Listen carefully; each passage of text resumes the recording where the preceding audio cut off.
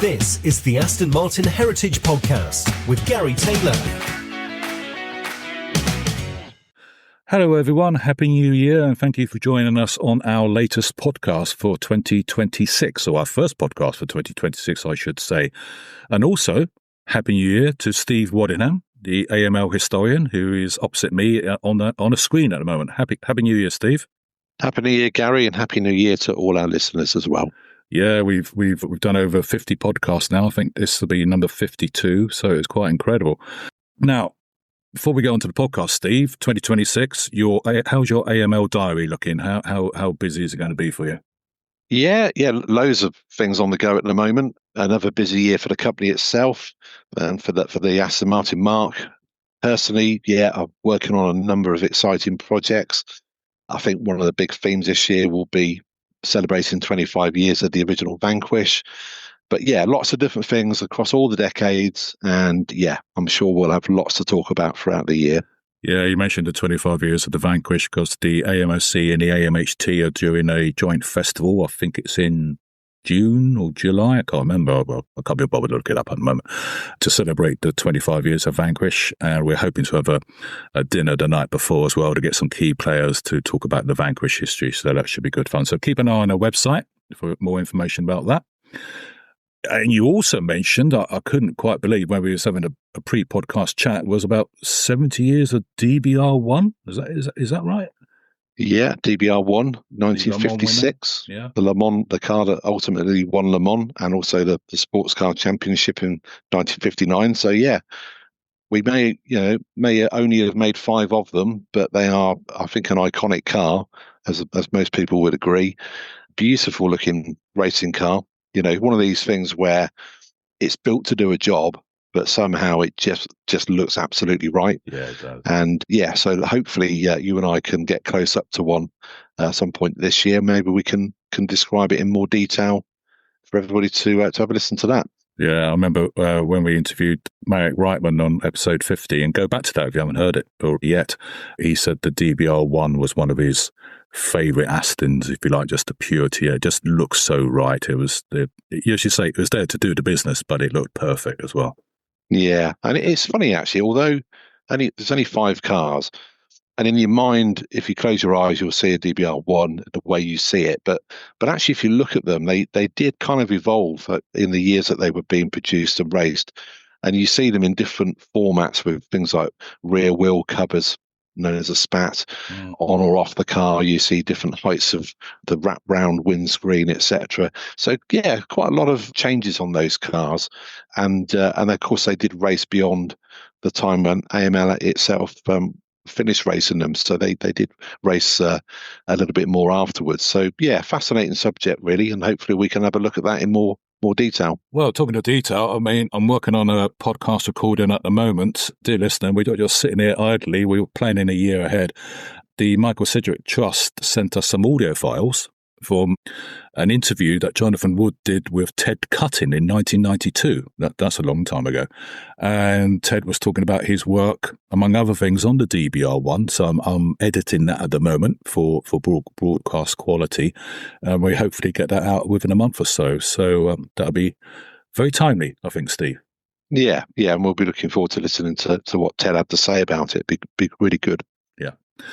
Timely. Let's talk about what's on this podcast. So it's focusing on the DBS. And last year, Steve, in your roving reporter mode, you go around to the Spring Concours, you've been to Aston Martin, Bristol and Brooklands and other places, and you grab a few moments. And it might add up to about 10 minutes, and it's not enough for a full podcast on its own. But we've managed to stitch together about 45 minutes worth of DBS content from when you've spoken to about 5 people about their cars. So let's just narrow down, which DBS are we talking about? Well, on this particular episode, we're talking about the VH era cars, or Right. maybe better known to other people as the V12 engine DBS, or if it helps even further, let's say the Daniel Craig, James Bond type DBS. So the cars that we built in the sort of early noughties part of the decade. Obviously, there was a Superleggera model that followed after that, but we'll perhaps do with that another time. Yeah. But this is the car that a lot of people seem to love these cars at the moment. They've got a real kind of cult following. I guess for a lot of people, the optimum car to have would be a coupe with manual transmission and the 2 seats.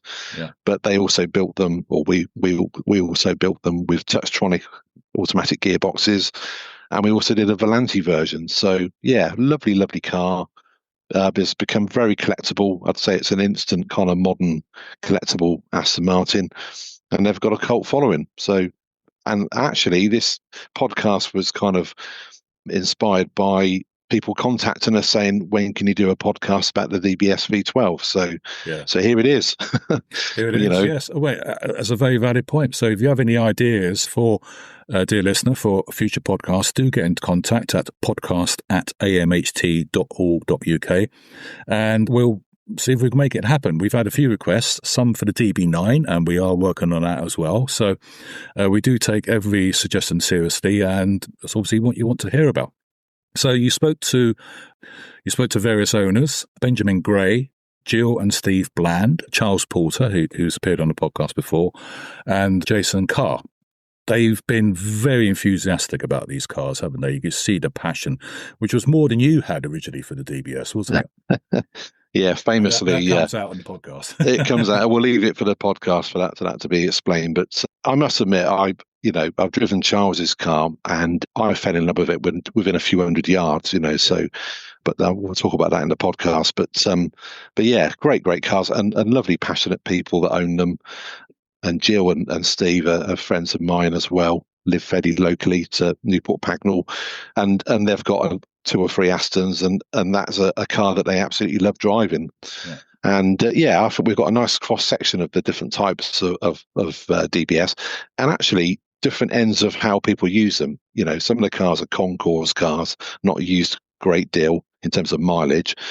And then we've got Jason, who drives literally all over the world with his one. So I think it's hopefully we're caught up with a nice, interesting mix of people, really. Yes, you did. And you also went to Aston Martin Bristol. They were selling some DBSs, and you had a dealer's view on those as well. So that's good. So, Steve, what we do? Let's get the podcast going. And what was quite fun is in one of your recordings, you recorded a cold start of a DBS. So it sounded fantastic. So I'm going to use that to introduce, play us in, and I'm going to use some of it as the interval breaks as well. So, dear listener, turn up the volume of your speaker and listen to the cold start. Here it is.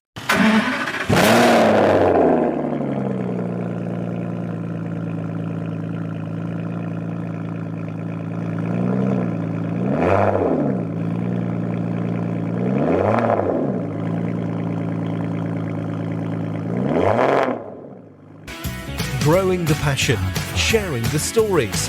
The Aston Martin Heritage Podcast. Morning, Ben. Steve. Nice to see you today. Yeah, good to see you. So, Ben, I wanted to talk to you about your DBS, because you're a DBS owner. Yes, yeah. 2010 DBS Auto, Midnight Blue. So it's I've been told it's a very rare car, and it's a stunning piece of kit. And why a DBS? What drew you to a DBS? Well, it does sound cliche, but Bond obviously did play a part in it. But there's just something about the DBS. All Astons are beautiful, but there's something about the DBS which just adds to that. And I can't quite put my finger on it. There's something, just a little bit of an edge it's got that just draws me to it. And in terms of your particular car, specification of the car, is there anything about the spec that you particularly wanted? Did you want an auto more than a manual, or did? Well, initially when I started looking, I think the driver always says, "I'll go for the manual," but ergonomically I just could not get it to work for me. It just didn't feel comfortable. And then I tried the auto, and there's nothing wrong with it. You hear different stories online and things, but it's a brilliant gearbox. And I had seen a few DBS. I'd seen them in Casino Royale. I'd seen them in Quantum Silver. But when I saw that kind of colour, it was kind of the colour what made me say, that's the one for me. Right. So you wanted a colour rather than just a grey or a silver? Yeah, obviously, like I say, they are all stunning, but when I saw that colour, it really just stood out to me. And, You know, my fiancée said, I know it's the one for you because it's the one you have truly pursued. You know, that I'd seen a lot, but for the 2 weeks after viewing it at Nicholas Mee, it was all, my focus was fully on that, getting everything sorted, you know, and getting it delivered and everything. So she said, you've done the right thing. It's, you know, when the car's for you, and thankfully, you know, I found it. Brilliant. And what about the inside? It's midnight blue, and what's it on the inside? Phantom grey on the interior. So it's a dark grey. When they initially said it, I was expecting kind of like an elephant grey, you know. So I thought, oh no, that won't go. But it's a really nice colour. It adds a bit of character to the interior rather than just black. You know, it's a bit lighter, and then with the Cirrus grey headlining as well, it doesn't feel as claustrophobic to me because it's a bit lighter. You know, you don't feel closed in as much. Yeah, it's a very classy colour, Phantom Grey. Yes. I remember we used to use it a lot at the factory on different things. Yeah. And has it got a veneer pack? Is it piano black or something? Yeah, it's piano black, which is lovely to look at, but an absolute nightmare to keep clean. Well, and talking of keeping it clean, we're here talking today at the AMOC concourse at Burley House. So how has it gone in terms of concourse? Well, yeah, obviously it's the first time I've ever done anything like this, and I was expecting basically to get absolutely taken to the cleaners with the judging, but it wasn't as bad as what I thought. You know, we enjoyed it, which is the most important thing. You know, and obviously the car's my pride and joy, so I've got no issue laying on my back cleaning a back box or something. You know, I do enjoy doing it, so it's been a brilliant experience. And your first concourse? Yeah, first one I've been to, even attended. So I thought, well, we might as well try, you know. Yeah, well, that's brilliant. I mean, you know, as you say, have a go, give it a whirl. Yeah. And it's a way of doing something different with a car, isn't it? Yeah, it is, yeah. And then obviously we're off to Le Mans now. So it's kind of one extreme of ownership to the other, you know, within the same day. It's getting it as clean as possible and then driving it onto the continent. So I'm really using the DBS for what it was intended. That's brilliant. And any advice to anyone that's sort of listening to the podcast thinking about buying a DBS? Or, you know, should you do it? Or what would you say to someone that's thinking about buying their first Aston or first DBS? I'd say do it. You can read stories online where you can think, oh, well, if this happens, if that happens, you can scare yourself to death with them. Just do it. Buy a good car. You know, don't cheap out when you purchase the car. If you get one with a full service history and all of that kind of thing, they're bulletproof. It's fine. You know, and to be honest with you, again, people always say to me, what's the fuel economy like? It's not that bad, considering what's under the bonnet. You know, relatively, it's probably something like a large Range Rover, I think. So it's not as bad as what you would think. And then servicing as well, it's pretty straightforward. Yeah, oh, that's brilliant. Well, really good to talk to you, Ben. Thank you ever so much for coming on the podcast, and good luck with the concourse result later on. All right, thank you, Steve. Good to see you. Cheers, Ben.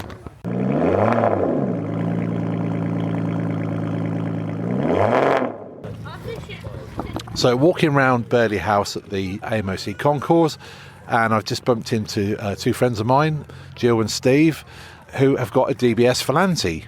And funny enough, we've just been talking about the car, and it's almost a twin car to the car we were talking to Ben about earlier, the midnight blue with phantom grey coupe, and that's exactly what your colour scheme is for the DBS Volante, isn't it? It is. It's beautiful. I love it.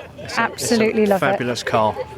And she sounds amazing. Yeah, well, that's the best thing, isn't it, about a DBS? And how long have you had the car for? 2019 we bought her. Okay. Yeah, we changed from a DB9 Volante. From the DB9 Volante, which again was a lovely colour combination of tungsten with an iron ore interior. Oh, lovely. Yeah, both. Yeah, that's another nice We car. saw the DBS advertised and Jill said, we'll take that one. I like it. And being a dutiful husband, I had to say yes. Absolutely, yeah. Well, he giggled every time a friend of mine drove his DBS and it roared. So he giggled and that was it. That was enough to make the purchase.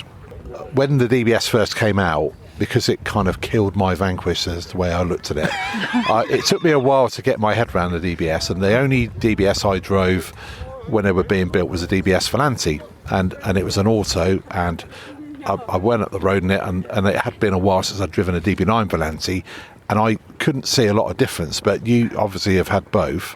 How would you describe the difference with a DBS? The DBS is sort of, you can waft. You can enjoy it, you can waft.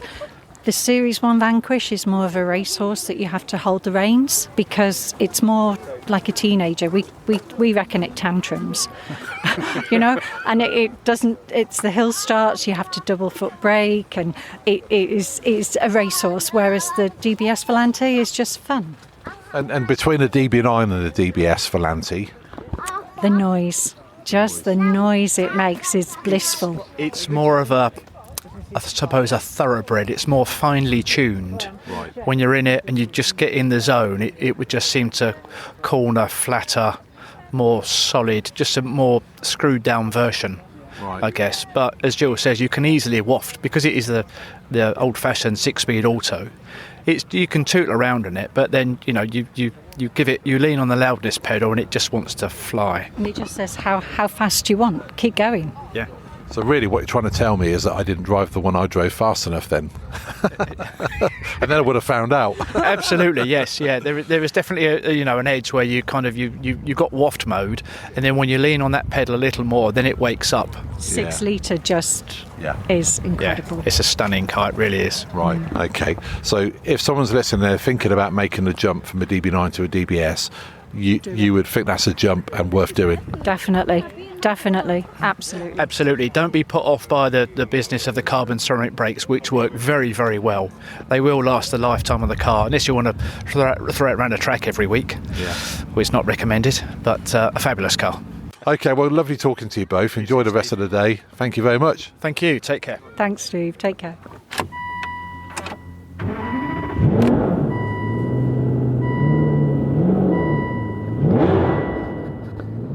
Well, there's a good way to start a podcast recording.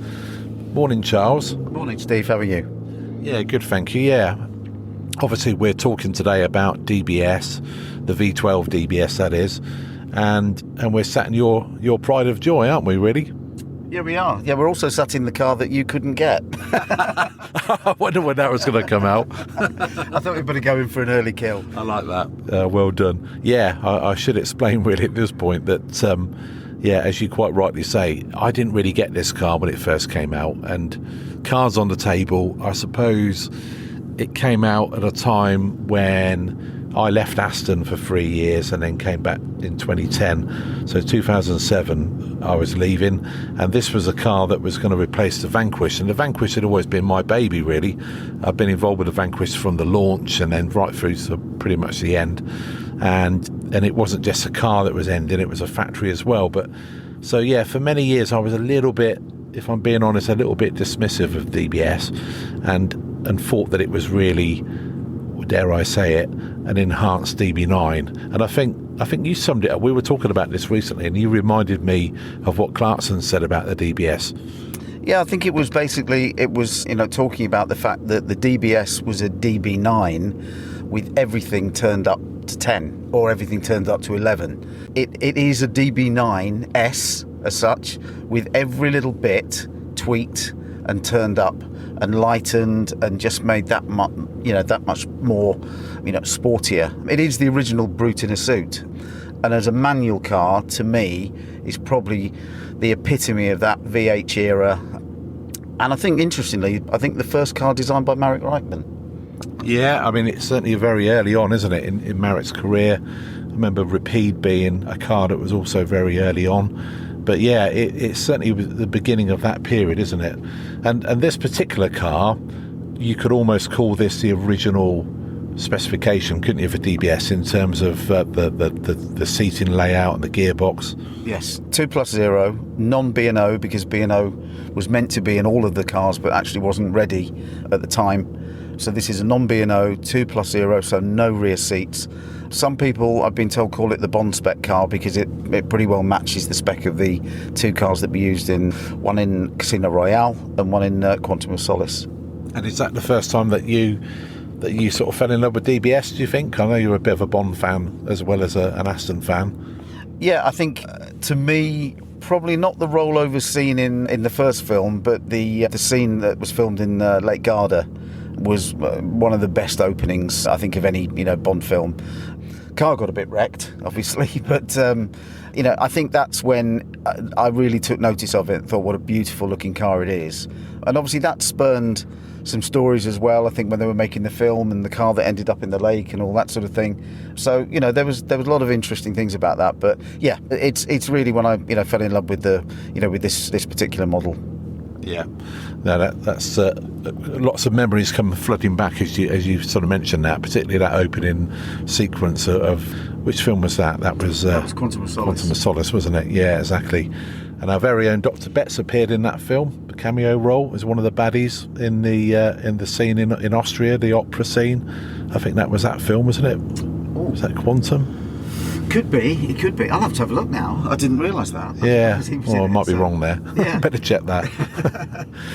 But yeah, and true story, like I say, I'd always been a little bit, wasn't quite sure about DBS, and then as I became more engrossed in the historian role, I started to be a lot more polite about it. I probably only ever told you privately about my feelings, and then realised that more and more people love these cars and collect these cars nowadays. And then a couple of years ago, you threw me the challenge and said, right, there you go, there's the key, drive the car and try not to like it. I think that's more or less what we did. It was, yeah. And I think only after probably a 20-minute drive, I think when we stopped, you actually said, wow, I get it now. And now I think you got to see what this car's all about, because not only is it a beautiful car to look at, but it's also a great driver's car, fantastic GT car. But it is that, the original, as I said, that sort of brute in a suit. It's a beautiful looking car, but it's also crackingly quick. Yeah, I remember that day, because we were here right where we are now, sat at the place where you keep your cars, and in fact we had all three of your cars at the time, which we were taking to a local car show, all lined up. I got in this one, and I reckon within a few hundred yards I started to get this car as soon as we got out onto the main road. But the funny thing was, on that day I was driving a DBX, which at the time was 550 brake horsepower, and actually driving this reminded me of the fact that the way that the brake horsepower is delivered nowadays with the twin turbo cars, it's a different sort of sensation of power, isn't it, really? And I think with this one, as soon as you go up the road in it, and it really is a great car for fast A roads and even decent B roads in the UK, you really do find that this car's so well balanced, isn't it, in terms of weight distribution and the way it delivers the power on the road. It's just absolutely fabulous, isn't it, really? Yeah, and I think, actually going back to Mr. Clarkson, I think he also said about it that he said this is the kind of car he'd like to drive to the south of France, realised he's got there, forgotten his sunglasses, and would drive back again and get them. So, I think it is that kind of car. It does beg to be driven for, on long, cross-continental journeys. It's just a fabulous piece of machinery, and to me is the epitome of that, V8 era, V12, manual, analogue. It's really what I love about Aston Martin. Yeah, I mean, it really is going the long way home type car, isn't it, really? Yeah. And actually, looking around the interior, so we've got, in terms of things that are different between this and a DB9, you've got your carbon fibre door cappings, you've got piano black around the radio, and then you've got like an alloy, which reminds me, funny enough, the pattern on that reminds me of what used to be on the door shirts of the DB5. It's like that kind of almost like a polka dot sort of finish, isn't it? Very, very fine, speckly sort of finish, but really, really quite beautiful to look at. And then looking behind the rear of the front seats, you've got like that kind of sculptured area for putting things in the back. If you were going away for a trip, I guess that makes it quite a good kind of... Well, you've got two bag storage areas really, right behind this. So where the 2+2 seats would be, you've got two sort of luggage storage areas. So that's ideal, because probably my only criticism of this car is the boot. This is less practical on a long journey than a V12 Vantage.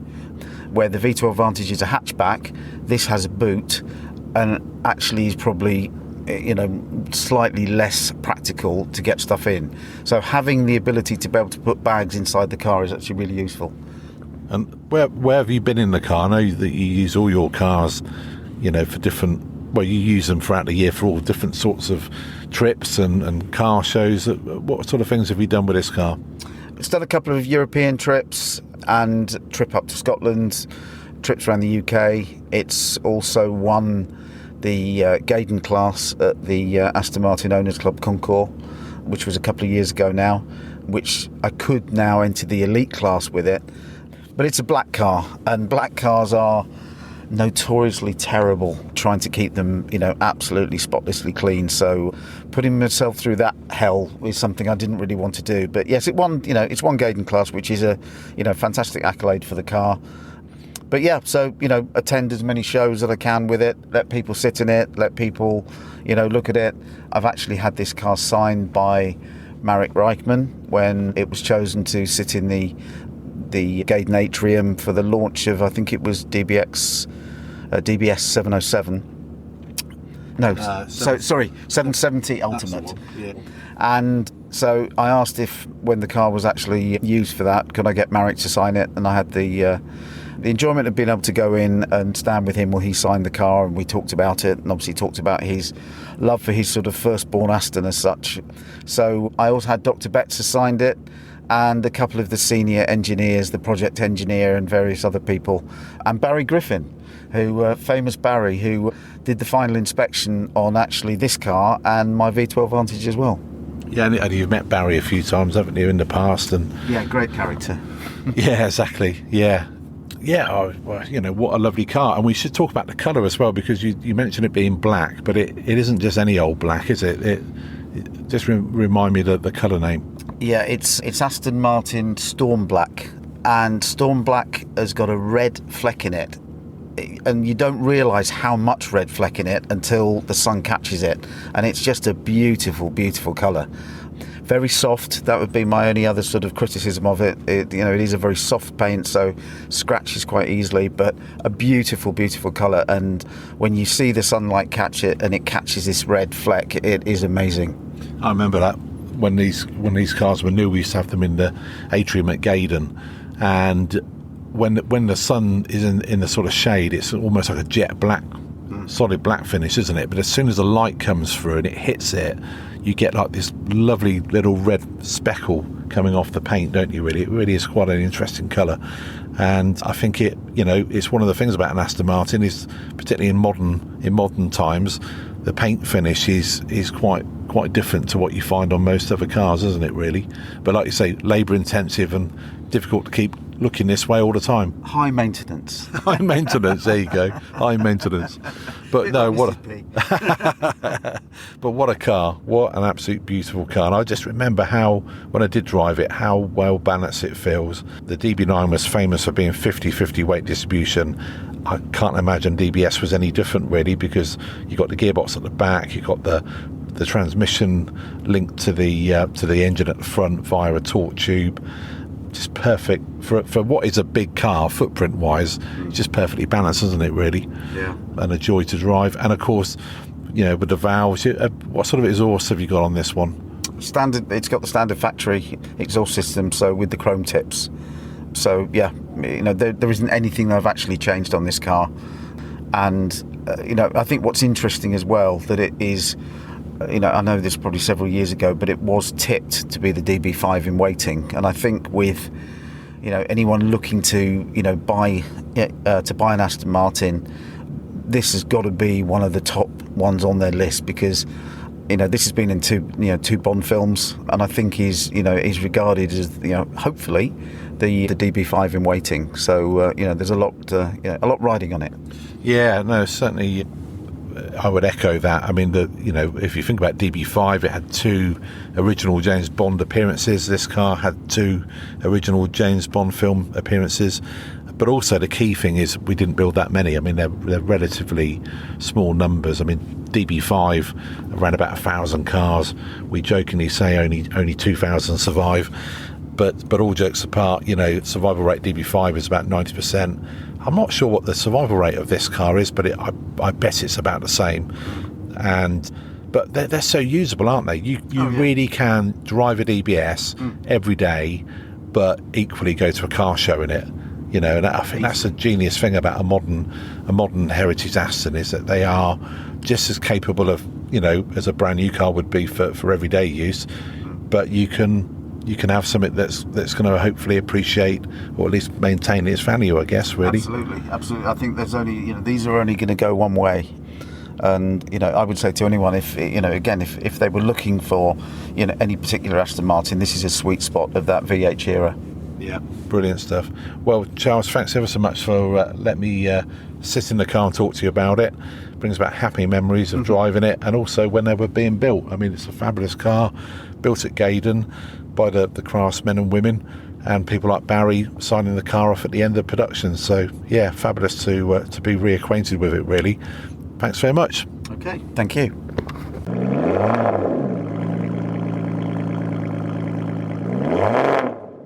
Hello, George. How you doing? All right? Very good, thank you, Steve. You?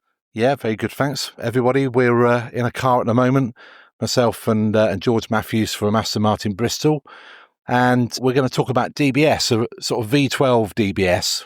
Yeah, the James Bond DBS, as everyone calls it in the trade. Yeah, exactly. Yeah, you kind of, well, actually, let's be careful with that one, because I imagine the Secret Service was a DBS as well, but we're talking about Gaydon era Casino Royale. Daniel Craig, exactly, yeah.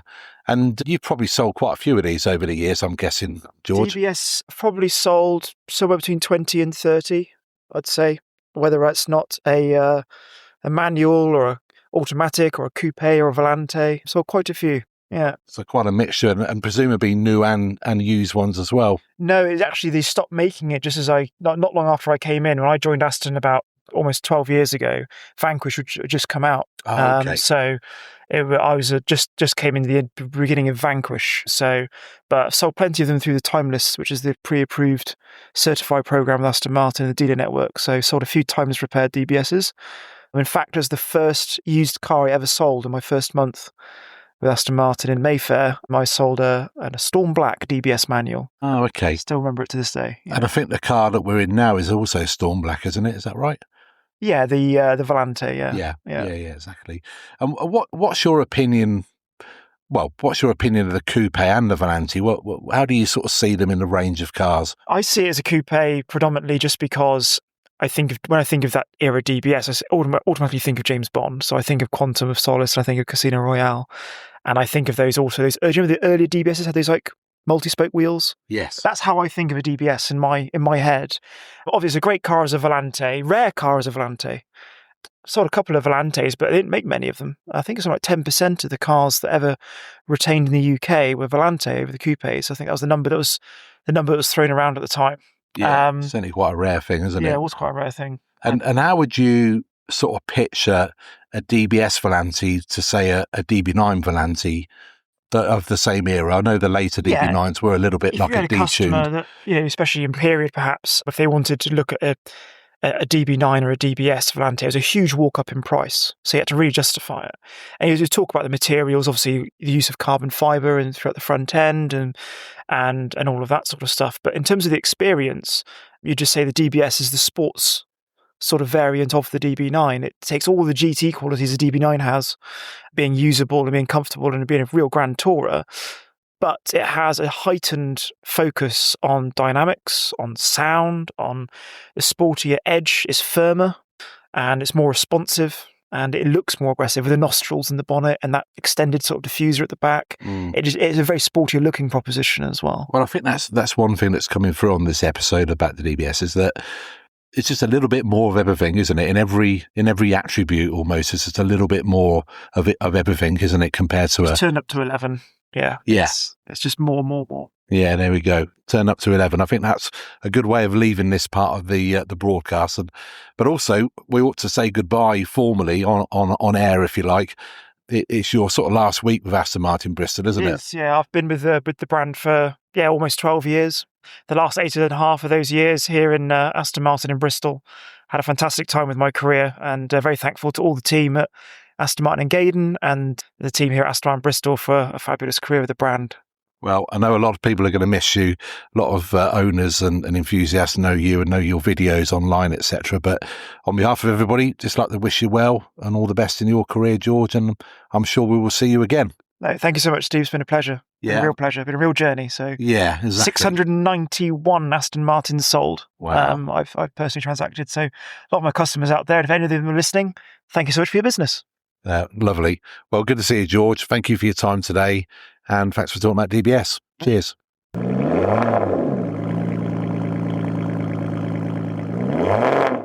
So today I am with Jason Carr, a friend of mine, who is also a DBS owner. And we sort of met up today to talk about his DBS. And we've picked quite a lovely spot to do this, really. We're actually at Brooklands, down at the museum, and we are in Barnes Wallace's office. So, Jason, how many years have you had your car for?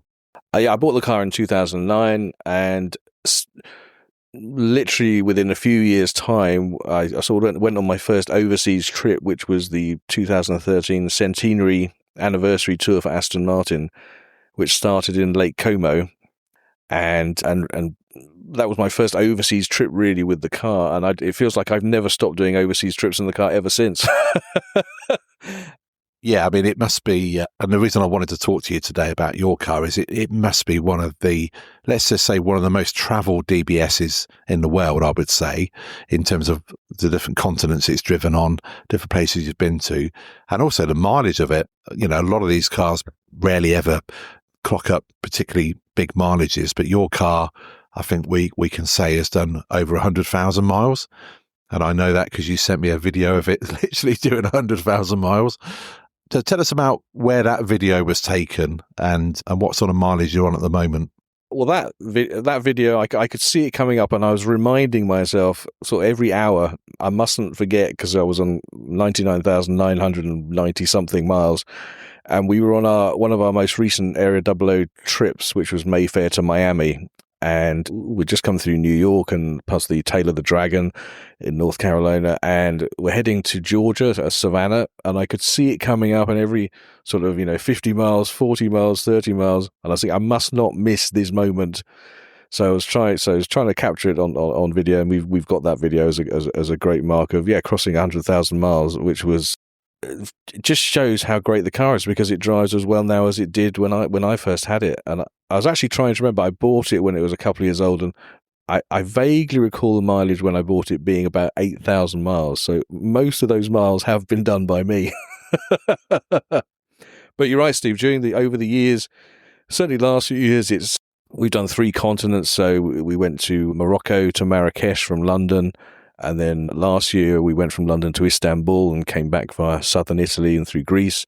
And this year, obviously, that we crossed over, literally coming through on our way to Miami from Halifax in Canada. So it was quite nice to cross 100,000 miles, knowing you were in a different continent, and really kind of it felt like an appropriate place to do that, and then to finish that tour sort of in Key West and in the Florida Keys just seemed a very glamorous Bond-like way of hitting that mileage.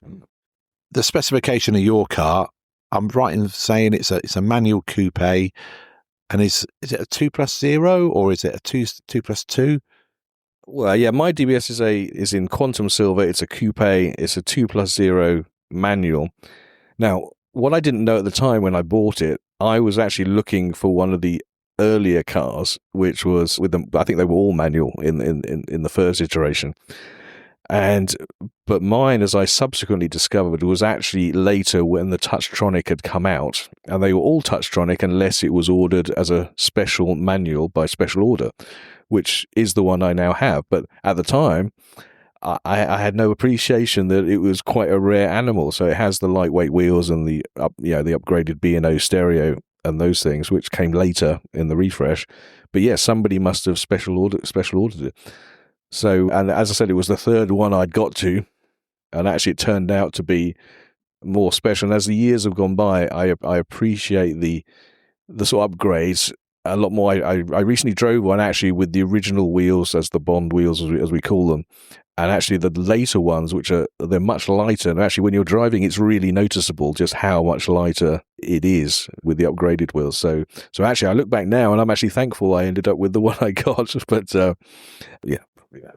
Yeah, and as a lot of people know, and I think we've already talked about this earlier on the podcast, my initial reluctance with the DBS, shall we say, I was always a real Vanquish fan, and DBS replaced it, and I was never really all that struck on it when it was new, but I have subsequently been corrected over the years by yourself and other owners, and I now really get DBS, and they're a fabulous car. And they're so beautifully balanced, aren't they? 50-50 weight distribution, they drive really well. And like things like the unsprung weight difference with the lighter wheels, that really does affect the feel that you get through the steering. And I can remember a very spirited drive, we'll call it, of me as a passenger, I hasten to add, in your home patch across Snowdonia. And yeah, if ever there was any doubt about DBS, that went straight out the window, because it really is quite a car, isn't it? Quite a driver's car. And going back to things that you've done with it in terms of Bond, are there any other kind of Bond-related experiences you've had with the car? Well, luckily I haven't crashed or rolled it, so that's the... But in terms of locations, we've driven to many. I think all of the tours that we've done, Bond films over the years that have been made in so many locations around the world. It's wherever we decide to do a trip, we always find some Bond locations to visit on our routes. So I could name so many. So Karlovy Vary, which is where they filmed the Grand Hotel Pup, which was doubled as Casino Royale. So we parked outside there with our cars very quickly and very early in the morning before the security guards came running over to ask us to move along. We went on the way back from Istanbul. We went to Matera, and we managed to get in one of the squares where they start their chase. That's from No Time to Die. Roger Bennington sent me a message back saying, "Did you do some donuts in the square?" I said, no, I wasn't brave enough to do that. But the other square where you see the DB5 spinning, they've subsequently, since the film, they've installed these retractable, posts that only come up when you drive over them. So I had a long debate with one of our colleagues, Steve, about how fast we have to drive to get over them before they actually come up. And then if the police if we're trapped inside, they'll obviously be happy for us to leave. So we debated that for a good half an hour until we went on YouTube and saw lots of videos with cars kind of at 45 degrees with these bollards popped up, and we decided against it in the end. But we were very tempted. I mean, so many. Obviously, I think everyone does the pilgrimage to Skyfall, the road up there, which is actually a very narrow one-way road. So I think we were in a convoy of 15 Astons on that trip. So it was a military operation to get everyone wanted the photo. So I remember we had like a stopwatch on the phone of every 30 seconds another car would leave from sort of 5 miles down the road. You'd have your 1 or 2 minutes to get your photo and then keep driving to the end to a big car park where you could turn around and all come back. So yeah, lots. It's one of the most fun things to do when you're driving your car. And going back to what you're just saying about Skyfall, then that's that classic scene in the film where Bond and M pull over in the DB5 and they get out and they've got the beautiful kind of backdrop and they're sort of looking away from the camera, really, aren't they, in that shot? And that's the shot that everybody takes their Aston up there to try and kind of recreate that scene, isn't it, really? And whereabouts is that exactly?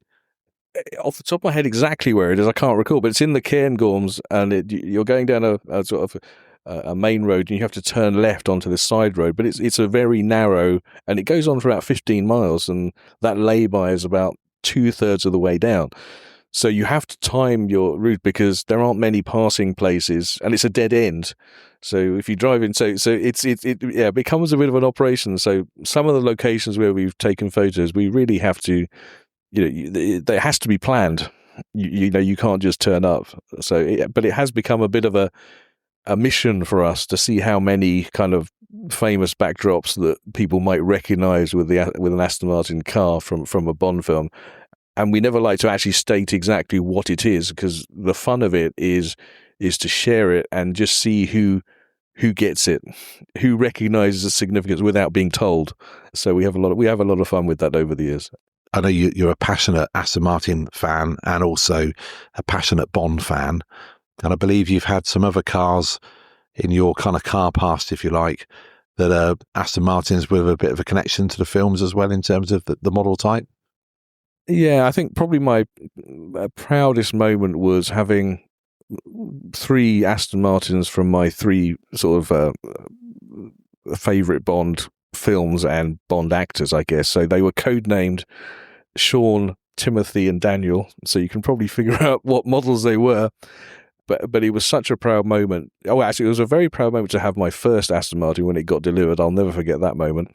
But also to walk in the garage and see a DB5 and a V8 Volante and a manual DBS staring in front of me, and on that day being able to decide, so what do I fancy taking out today? Was it was such a sense of pride and satisfaction. I don't think that will ever leave me.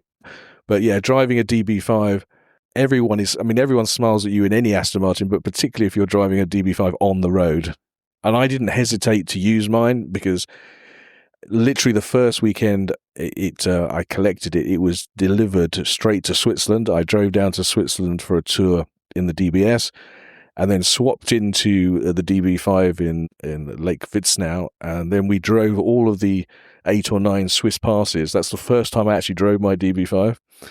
And obviously the last pass of that weekend was the Furka pass. Luckily, I was so lucky to have a professional photographer with us on that tour. So yeah, we left lunch early because I said, I can't, I have to get to the lay-by on the Furka pass. It's like my main mission. So we had a little photo shoot. I mean, what an amazing thing to do. And as much as it was amazing for me, everybody else wanted to witness it too. So as we're driving up, and obviously I wasn't going that fast up the Furka pass, but I was with maybe 15 other modern Astons, and I was trying to wave everybody on, saying, go ahead, don't wait for me because I'm taking my time. And everybody said to me, no, Jason, we just want to hang back, go any speed. We just want to witness this and just watch and observe you driving a DB5 over the Furka Pass, because you just don't get to see that every day of the week. That's the lay-by in Goldfinger when Sean Connery's kind of looking over and seeing Auric Goldfinger in the Rolls Royce and driving past the Belvedere Hotel. So the whole chain of roads is part of that tour. And probably my favourite Bond film is The Living Daylights with Timothy Dalton. So to have a V8 Volante, I always wanted to take it to, what was the name of that house where they filmed that? I forget where it is. I can't think of the name of it. It's just off the M40 anyway. But actually, that when I've driven the V8 Volante through central London, that gets as much attention as a Bond car as the DB5 does. So it's just as iconic, just as famous. And yeah, I mean, absolutely love driving that. And the DBS, obviously, which, and you referring to 100,000 miles, that's the car that if somebody says to you, shall I meet you in the Algarve next week or in Istanbul, you can just jump in that car. And as it's often said, those cars are designed for grand touring, transcontinental adventures, and they really are. And I cannot speak highly enough of. Since I did the Centenary tour, and that was the first time I dared really to drive an Aston Martin overseas, it opened my eyes to the world and what the cars are capable of. And the reason I've done so many miles is because since then, loving doing that, I've never stopped. And it doesn't matter whether it's a DB5 or a V8, all these cars are more than capable of doing these fantastic adventures. Well, yeah, here. I mean, and it's like all these things in life, you can't take away experiences and memories, and you've owned at one point three Bond-related Astons that, as you say, to lift the garage door up and have your pick of those three, pretty amazing. And also, I think you're one of the few people I've ever known to have personally driven best part of 90,000 miles in a V12 DBS. And just think of those 90,000 miles of things the things you've driven over roadwise and bridges and parts of the world. I mean, that's just fabulous, isn't it? Really. What do you think for the future of DBS? How do you sort of see the DBS? I have a soft spot for DBS for obvious reasons, and I know traditionally it's sort of rotated or alternated between the DBS and the Vanquish, and it's funny. I always get excited when there's any new Aston Martin model that has an S on the end. For some reason, it just gets I don't know what it is. I mean, the DBX S even is the DBX that I'd like to have. Maybe it's something to do with the S. I'm not sure. So I'd like to think when it comes round to the next, what do you call it? The flagship model. Obviously, currently it's the Vanquish. I guess there might be a Vanquish S in the years to come, and then my natural assumption would be that the DBS would reappear in some form. That's what I'd that's what I'd expect. Well, a few people have said when you look at DBS really as a modern classic, it's got everything going for it. It's got 2 Bond film appearances. We didn't make many of them, and they're already kind of collectible, aren't they, really? The values have sort of seem to have plateaued a little bit, and hopefully long term, maybe it's the next DB5. It's maybe the future classic Aston to have for all those reasons put together. But I think hopefully people listening to this that maybe even own DBSs and maybe haven't driven them that far might be inspired to get in it, maybe up the insurance for a year, go and do a long trip with it and really enjoy the long-legged GT qualities that the car's got. I think that's probably the best way to end the podcast, really. Yeah, I mean, we all buy the car because it's beautiful and it's stunning and it's supremely capable. But I think you buy it as a kind of an achievement, and it's almost a measure of achievement in life. And certainly that was me. And once I had it, it was only when I went on the centenary tour and took it on a grand tour, I fully appreciated what it's capable of beyond what I'd originally just got past the aesthetics and the beauty of the whole thing, and suddenly realized, oh my God, it will take me around the world in my own safe environment, safely and fast, and deliver a whole nother experience beyond just the ownership. And it's been such a great car. I literally cannot speak highly of it. And for me, it's a keeper. I have I've had, as I said earlier, a DB5 and a V8 in different classic models and modern cars. I've driven most of them. But the sweet spot for me, as you said, Steve, is the manual DBS 2+0. Certainly in Quantum Silver, which mine is just a perfect car for me. And it takes me anywhere. And long may it continue. Well, the world is not enough. Want to get that one in there. No, Jason Barnes-Wallace, thanks for letting us use your office. Fantastic day. Great sitting here talking to you about that lovely car of yours. Keep driving it and let me know when you get to 200,000. Next year, we're heading off to Greece via Italy, so Olympia to Olympia. And then there's a missing piece of the northern hemisphere is still yet to be done. So we have one big sort of transcontinental adventure we still have to do to be able to say the world is enough, perhaps. What a way to end it. Thanks ever so much, Jason. Good to see you today. Thanks for taking part in the podcast. You're